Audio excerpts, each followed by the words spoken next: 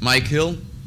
He serves as the heavy bridge maintenance engineer for ARDOT and oversees the bridge inspection program, bridge maintenance and management, and preservation policies and guidelines. I thought I'd talk a little bit about our TAMP. I know that gives heartburn to some people. It's given some heartburn to our management, but for us in maintenance, it's actually been kind of nice. It hasn't given us a seat at the table, but we are now in the room, and we get to whisper to the people at the table now, where before we were literally down the road.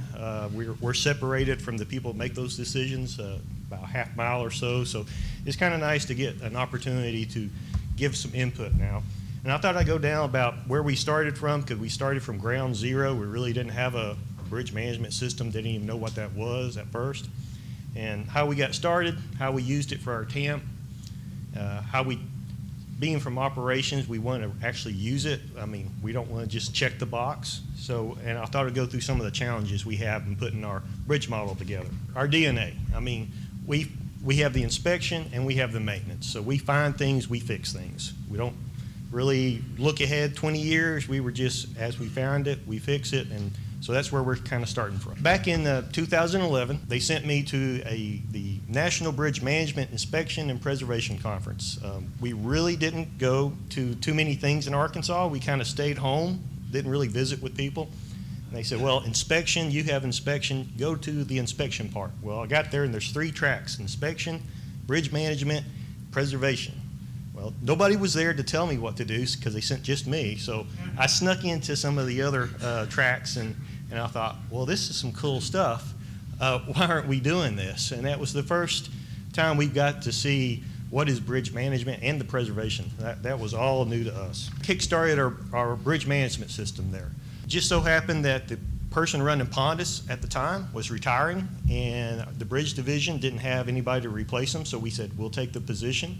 We took the position, found somebody that knew computers, knew bridges, and brought him in, Michael Ray. It didn't take him too long to decide we couldn't do everything we wanted to do in maintaining or taking pictures, following our maintenance items and stuff like that, tracking our needs in Pondus. So we decided to go to a new inspection platform. So we requested funding for that. We continue to take some of the things we've learned at the conferences, and we made signed an agreement for federal funds for preservation activity, and we recently revised that. Hopefully, Stuart's going to be gathering some numbers here this year for our healer sealer and our polymer overlays, and we'll be using some federal funds to buy the materials to do some of that in-house. And the big time came in like 2014. I was on my way to a pre-construction meeting for a paint contract. I got a call from my boss that says, you need to come back. He says, they got a question. He says, I can't answer it, and I want you to answer it. So I didn't go to my meeting. I turned around, came back to the office, made the phone call. What do you need? They said, we need a 10-year bridge program. Wow, okay. Nobody's ever asked us that before. What do you need? We want to know what to do each year, what bridges to replace, how much it's going to cost to replace it. Did you ask bridge design? They said, yes, and they said, call you. I said, okay. What's the budget? We don't know the budget. You need to pick the budget, but you need to be able to defend it. I said, okay. What's our goal? What are we trying to achieve? We don't know. You pick that, but you have to be able to defend it. Okay. I said, well, you know what? We've seen all this preservation stuff. Can we throw preservation? Do anything you want, but you have to be able to defend it. Okay. When do we have to have this done? The end of March. That's a week and a half away. And they said, yeah, can you do it? I was like, do I have a choice? I said, no, you need to do that. So, okay. So Michael Ray and I got together, spent some long days trying to figure out what to do for 10 years. And seeing that we didn't do preservation, I had to make some phone calls to people who did. And Rick Nelson was one of them. So he kind of helped me with some cost estimates for hydros and stuff like that. And we had only done one hydro up to this time. And Rick helped with that one too. So that was kind of an exciting time. We got it all together, sent it off, finished it, sent it off. Didn't hear anything back. That was fine. We could only come up with 7 years of preservation because we really didn't know what we were doing. And we didn't have the data. We just didn't have the data. Well, it was probably 4 months later, I got a phone call on a Friday afternoon. And they said, there's 3 years of preservation missing. Well, yeah, I explained that. I gave them like a 6-page report and all the bridges and the cost estimate. Did you read the report? I told you why we couldn't do that. Well, we got to have it. We got to have 10 full years. And I was like, all right, when do you have to have it? This afternoon. I was like, so we're just going to prorate some stuff and said, just say we're going to spend this money in these districts. And that's how, and I wish I knew what this thing was going to be used for because it has come back and haunted me later. But anyway, we'll go on now. March of 2015, we went to our inspection platform. August of 2015, we brought in 2 new people to kind of help us with all this stuff that we were doing. Andy Nanaman as a advanced heavy bridge maintenance engineer, and Dave Fuller as a bridge management specialist. He's actually a mathematician. He's got his master's in math, so he's one of these math geeks, which has been helpful. In October, we signed an agreement to use Dayton for detailed software for our bridge modeling because the TAMP was coming up and we had no way to predict anything, so we needed to be able to do that. 2017, we received approval for our preservation guidelines, some of the stuff we gathered from our conferences, and in January of 2019, we started developing our bridge models. Our results. Being from operations, we really want something that we can use and work. So not only did we want to make some predictions, we wanted to use the results to help us pick some bridges in the future. So we looked pretty close at the results. Initially, they didn't make any sense, so we had to go back. But the final results did make a little sense to us. As you can see there, that's red's poor, yellow's fair, green's good. What I really like about this model is that it did not show us going the 10% threshold until 2030, and my retirement date is 2029. So I thought we had a really good model, and so the rest of that's Andy's problem. Actually, it's really not that bad because the way the people that do make the decision wanted me to run the model. They wanted to use that $90 million that I picked back in 2014. I wish I had picked $100 million, and run that model with no increases for the full 20, 25 years, and an inflation 2%. So we were losing buying power each year. So really, the model is probably not as bad as it looks. Without the inflation, we decided to look in there and see if it made sense. We plotted, good, fair, poor at different funding levels. What could we do with different amounts of money? So we went from 80 million to 130 million. It sort of made sense, and we looked at it for 10 years and for 20 years, and everything kind of made sense. We thought it was looking pretty good. We wanted to see how preservation helped our model. So we ran the model with just replacement money. We took the full $90 million and just ran that through, and that is the solid line you see. Well, the dashed line you see is just replacement. Now, when we put preservation in there, everything looked better. We had fewer poor bridges when we put the preservation in it. We had more or better bridges when we put the preservation in it. And we found that preservation helped us at the 90 million, gave us 3.5% fewer poor bridges when we put preservation in the mix. And that made sense to us. It's not a silver bullet, but it does help. Developing our model, we really started simple. We wanted to be able to understand everything that was in the model. So every time if we didn't understand it, we cut it out and just made it smaller. So we did models for our culverts, deck, superstructures, substructures. We picked out just 3 work types. Polymer overlays, that was going to be our preservation. Hydro demolitions were our rehab, and replacements are just replacements. Instead of having all joints and everything else in there, we wanted to keep it real simple. We set our triggers. We input cost for the work types. We calculated a benefit. We'll talk more about the benefit in a minute. We set our budget and allocations. We optimized based on the best benefit cost ratios that it gave us, and then we went back, does it make sense?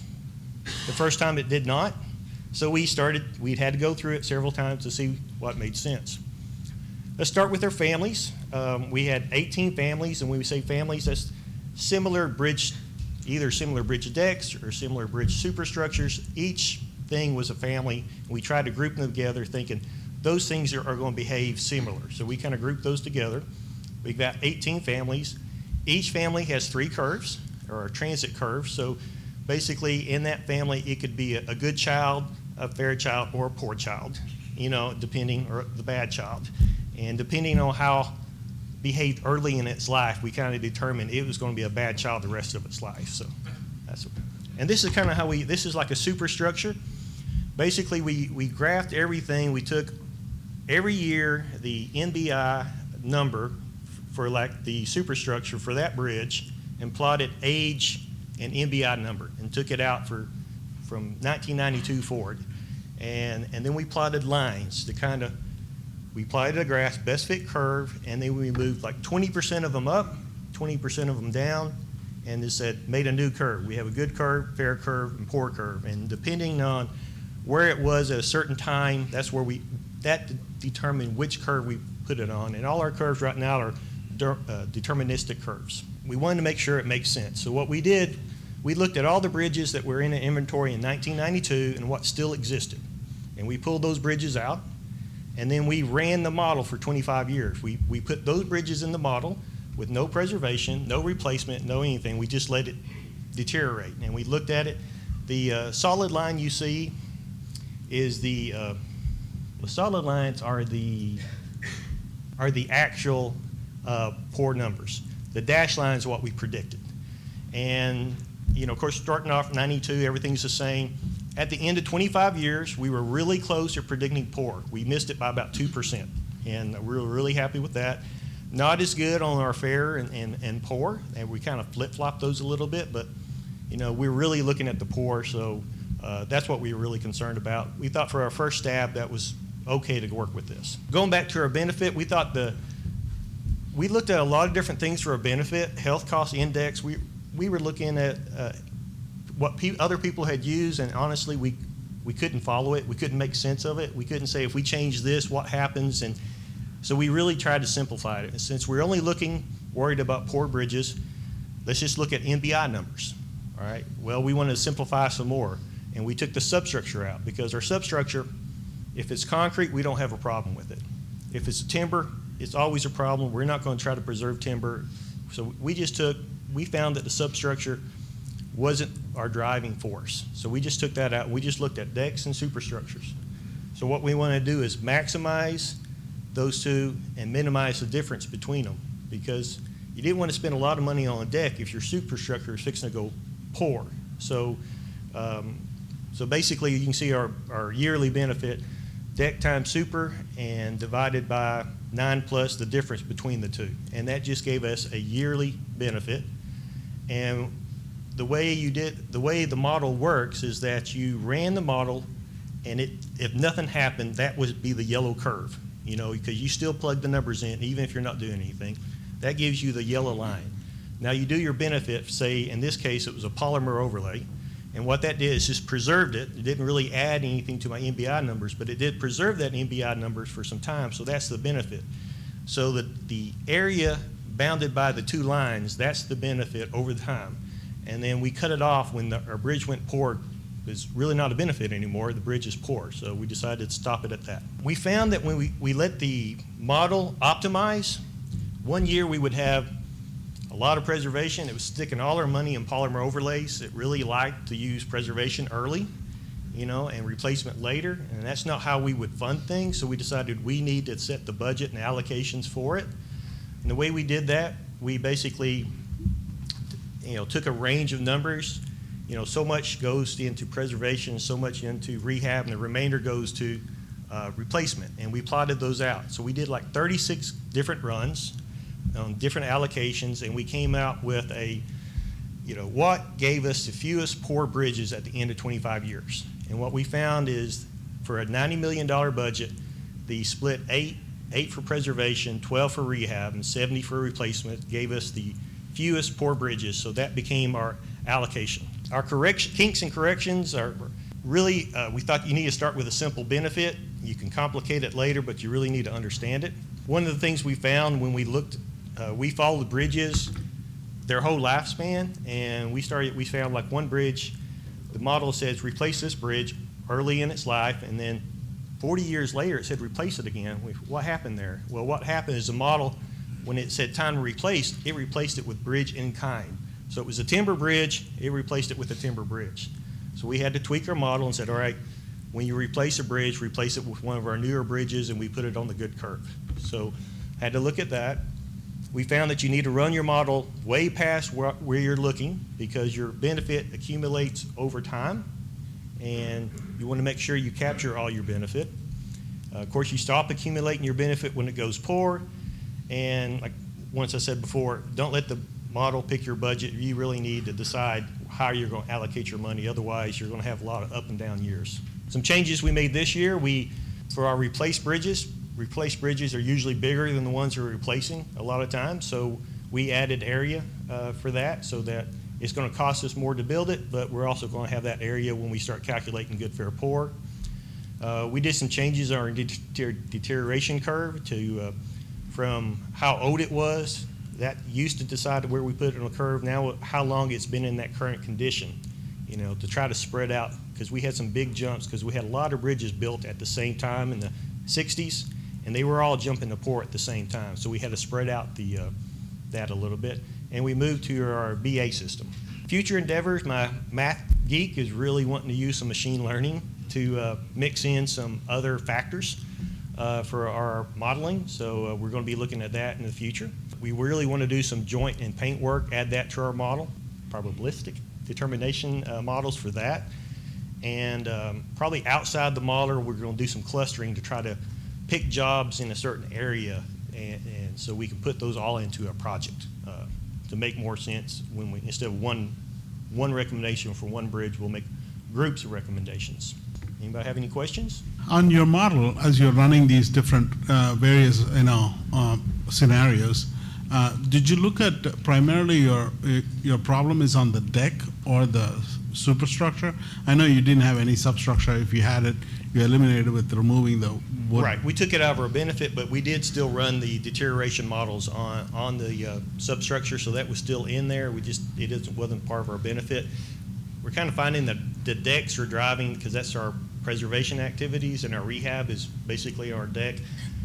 We're going to make a few changes when we add the paint and joints in, because the joints are going to protect the ends of our beams a little longer. So we'll be adding some benefit to the superstructure when we add some of those other items in. But this first time around, we were really trying to keep it simple.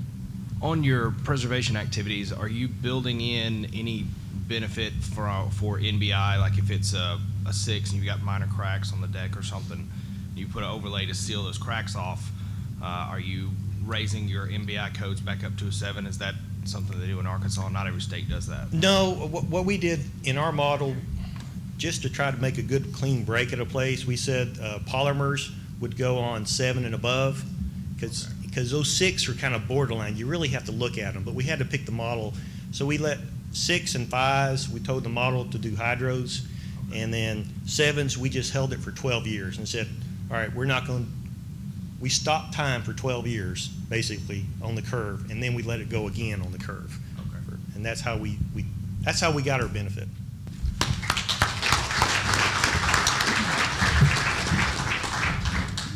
The preceding was produced by the National Center for Pavement Preservation.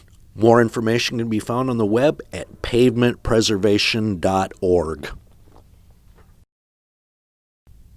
Additional support provided by Michigan State University.